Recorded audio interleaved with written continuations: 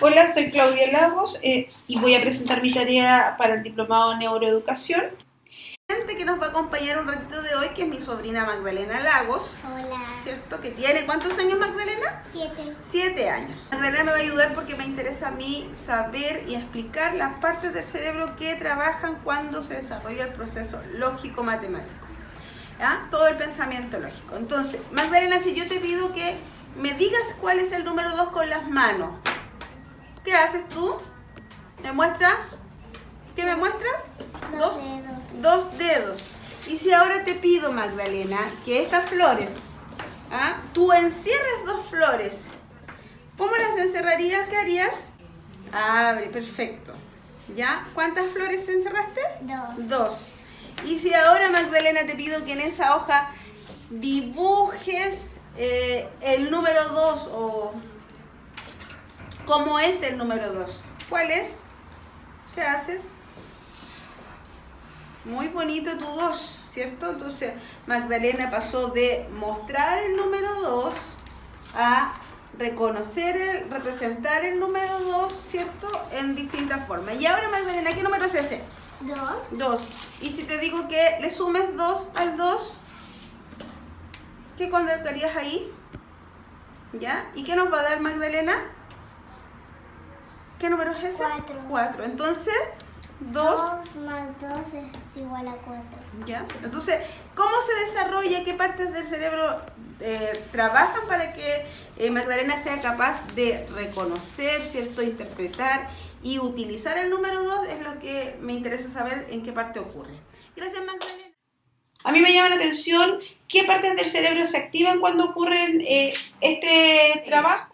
La primera es el lóbulo temporal, que es esta zona que se puede apreciar aquí en verde, donde se destacan principalmente el área de la asociación auditiva y el área de Wernicke, ¿ya? Estas dos áreas, bueno, como el nombre lo dice, el área de la asociación auditiva es donde se desarrollan las capacidades de escucha, y la de Wernicke es donde se desarrolla también la capacidad del lenguaje. ¿Cómo juega este lóbulo temporal en un problema matemático? Bueno, sin duda que la matemática es un lenguaje propio. Entonces, este proceso de pasar, de comprender las simbologías que tiene la matemática, se desarrolla principalmente. Del primer al cuarto año es donde se desarrolla más el proceso del lenguaje, todas las capacidades lingüísticas y la comprensión del lenguaje, que también es fundamental.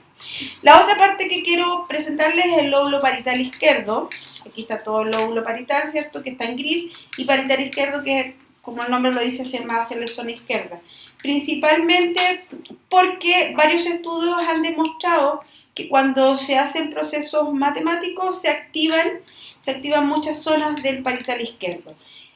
Sobre todo una que se conoce con el nombre de surco o cisura interparietal, que aproximadamente está en esta zona. Como les decía, algunos estudios han demostrado que cuando la persona realiza operaciones de cálculos matemáticos, todo ese surco se activa potentemente. Y también aquellos que han tenido alguna lesión en el lóbulo parietal, producto de alguna enfermedad, accidente, etc., hay demostraciones de que pierden la capacidad de comprender simbólicamente grandes y pequeños números. Les cuesta un poco la representación. Otra más que trabaja conscientemente en el proceso de desarrollo lógico-matemático es el lóbulo frontal, pero principalmente la corteza prefrontal, que es la que está aquí adelante.